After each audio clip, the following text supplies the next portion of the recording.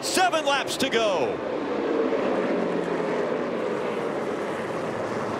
Sammy Smith in the 18 to the inside. Oh, we got cars out of control down the back straightaway, get spun around. Maya Snyder, big contact. Pile up on the backstretch. Caution comes back out. Boy, what a mess.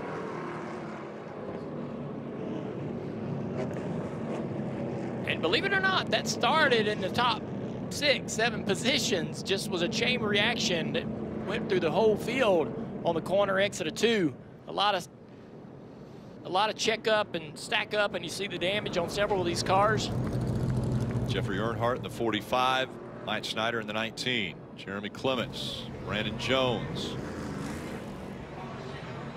Things got really physical, a lot of pushing and shoving. So Chad Fincham in the 08s. The field stopped because they can't get through with all the cars on the backstretch. Here's another look at what happened. Yeah, so the 00, Cole Custer had to back up a little bit right there, and it just caused a little bit of a chain reaction. Cole was 3 wide and said, you know what, I'm not going to make contact with anybody here. He sort of checked up just a touch, and then a lot of cars getting in each other right there. Just everybody going for the same spot late in the race. You can't lift. You can't let off. You can't give an inch. We go back and look at the restart. You mentioned the 18, right? So he's thinking inside of the 20. He tries to get back in line, and then he just really just bonsais the curb. Watch him hit this inside curb. Jumps right over the curb. That sends him straight up the racetrack. See the car spark and bottoming out. Lucky the 00 didn't hit him harder, and that really is what hurt the 18s 1 and 2. And that's what caused the stack up too. I mean, behind him, that's what's caused all of that stack up that Junior just showed everybody. That was the beginning of it. John Hunter Nemechek with a little bit of a push from the 20 sent him up the racetrack. Yeah, Austin Hill did an incredible job right there, putting the pressure on the 20 on the entry to 3. This would be a great view of what happens to the 18 right here. Oh, this is in 3 and 4. That's what we already saw. That's the 20 going up the hill.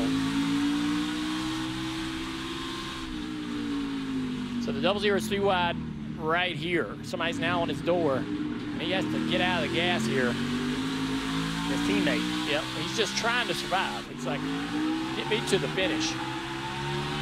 And these are teammates too, by the way. Yeah. There's just a lot of conflicts out there. I wonder if the 18 would have just ran his normal line into 1, he'd have had a lot of momentum off turn 2. Yeah, you know, hey, he's a young driver trying to win a race, trying to get into go to Phoenix to join the championship 4 with a chance to win a championship, and just a little too aggressive there. Yeah, that low entry into 1. I mean, even if you do get the run on the guy in front of you, there's nothing good going to come of that angle on entry. But let's listen to Sammy Smith. Yeah, I really f***ed that one up. Didn't anticipate that curve. I thought I was far enough left, but yeah, all good, man. It happens. We'll be there. Got a long way to go here. Gonna have multiple restarts. I think it's an accurate assessment on everyone's part. I think 6 to go. You know, we'll probably be really close to overtime before this thing starts, but you would think a couple half-mile laps should be easy to finish, but I'm not sure it's going to be that straightforward. Easy. Did you say easy? You would think it would be. It's just 2 half-mile laps. What do you think a driver like, oh, let's say Sheldon Creed? What would Sheldon Creed do in this situation? As he's running second right now on our scoring mark. Let's dial up Sheldon Creed and talk to him. Hey, Sheldon, it's the NBC booth. You got a copy?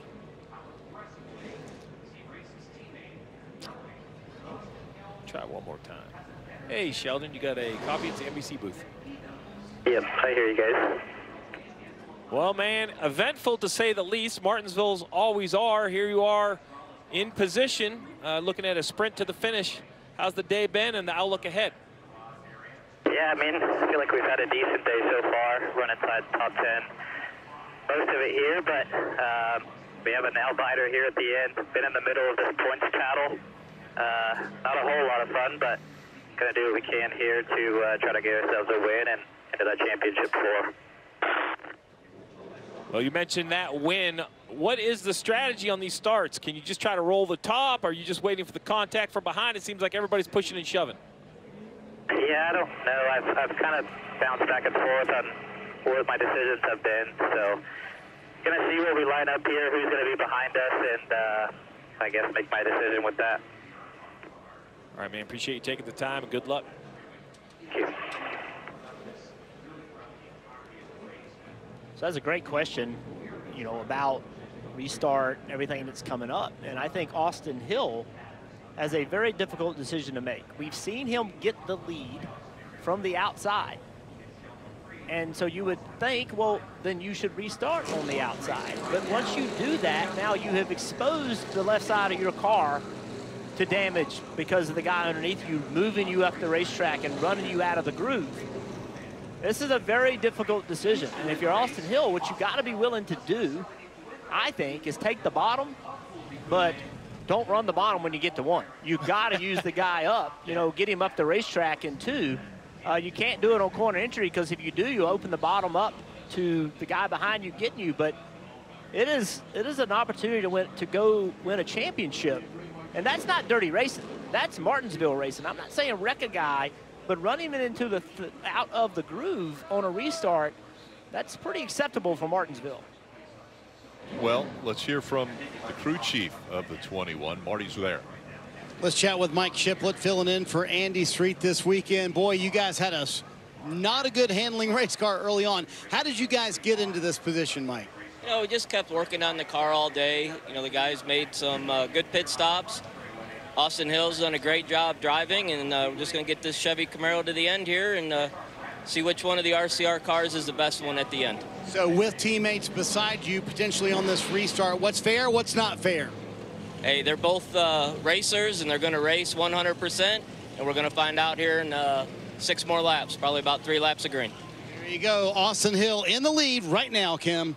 Well, Marty, Sammy Smith has led 147 laps today. Crew Chief Jeff Mendering calling the shots. Assess your chances. I know Sammy didn't get the restart last time he wanted. What does he need to do here?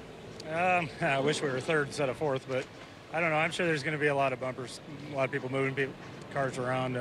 Just proud of the group, our team, and the car we brought here, and the job Sammy's done today.